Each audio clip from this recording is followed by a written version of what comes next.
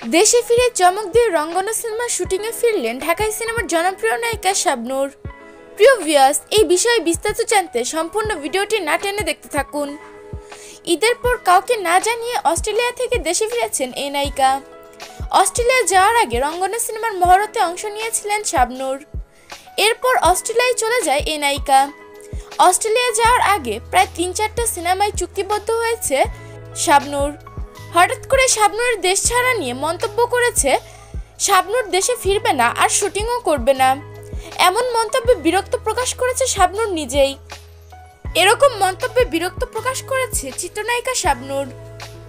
এবার বাংলাদেশে ঈদ করার ইচ্ছা থাকলেও সে এ জায়গায় ঈদ করতে পারেনি বোন ঝুমুরের জন্য।